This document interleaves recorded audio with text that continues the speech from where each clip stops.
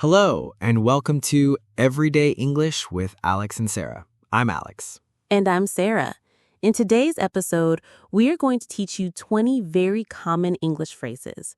This will help you sound more natural when you speak. We will say each phrase, explain the meaning, and give you examples. Ready, Sarah? I'm ready. Let's begin.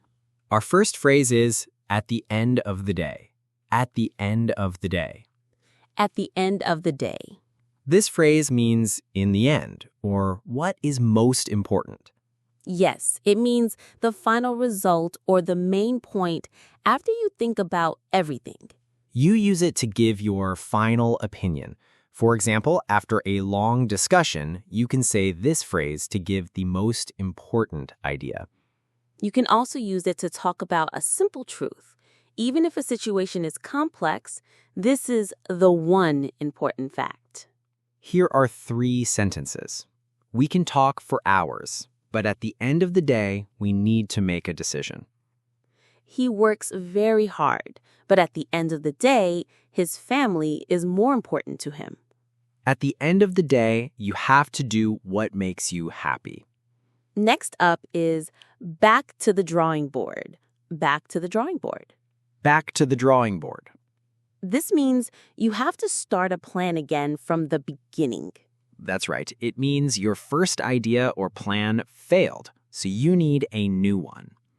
You use this when a project is not successful. For example, if your team's idea is rejected by your boss. You can also use it for smaller personal things.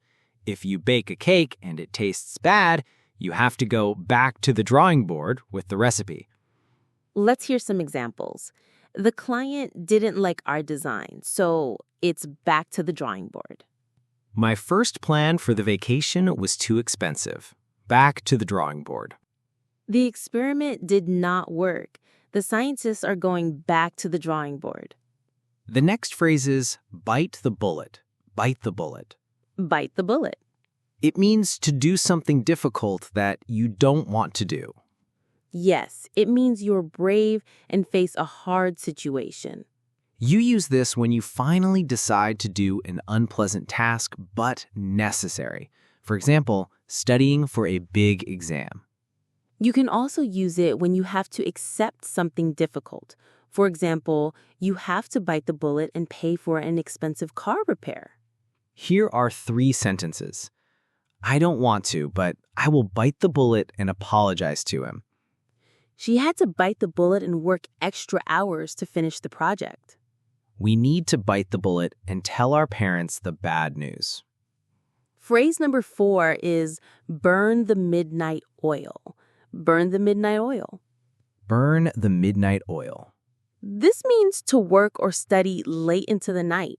Exactly. In the past, people used oil lamps for light. So burning the midnight oil means using light late at night to do work. You use this when you talk about staying up very late to finish something, usually for work or school. You can also use it to describe a period of hard work, not just one night, but maybe for a week. Let's look at the examples. I have a big test tomorrow, so I have to burn the midnight oil tonight.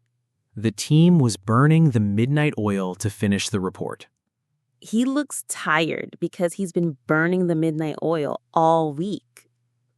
Caught off guard. Caught off guard. Caught off guard. This means to be surprised. Yes, something happens that you did not expect. You use it when a surprise question or event makes you feel unprepared.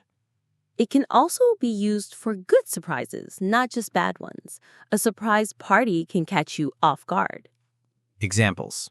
The teacher's question caught me off guard. She was caught off guard when he proposed. The sudden rain caught everyone off guard at the picnic. Sarah is going to read the next 20 phrases for the second half. Phrase number 6, cut to the chase. Cut to the chase. Cut to the chase. It means get to the important point without talking about other things. Right. Stop the small talk and say what is important. You can say this in a meeting if people are talking too much about unimportant details. You can also use it on yourself, like, okay, I will cut to the chase. We need more money. Examples. I don't have much time, so please cut to the chase. Let's cut to the chase. What is your final decision? He talked for 10 minutes, and then he finally cut to the chase. Think outside the box. Think outside the box. This means to think in a new and creative way. Yes, to not think in the usual or normal way. You use this when you want to encourage creative ideas to solve a problem. You can also use it to describe a person. She is a great designer because she always thinks outside the box. Here are the examples. To solve this problem, we need to think outside the box. The company is successful because it thinks outside the box. My teacher always tells us to think outside the box for our projects. And our final phrase is throw in the towel. Throw in the towel. This means to quit or give up. Exactly. It comes from boxing. When a boxer is losing, his coach throws a towel into the ring to stop the fight. You use it when you decide to stop trying to do something because it is too difficult. You can use it to advise someone else. For example, don't throw in the towel. You can do it. Here are the final sentences. The project was too hard, so they threw in the towel. After trying for hours to fix the computer, I threw in the towel and called a professional. Don't throw in the towel now. You are so close to finishing. And that's all 20 phrases. We hope you learned a lot today. Remember, practice is very important. Try to use one or two of these phrases this week. Start with at the end of the day or cut to the chase. That's great advice. Thank you for listening to Everyday English with Alex and Sarah.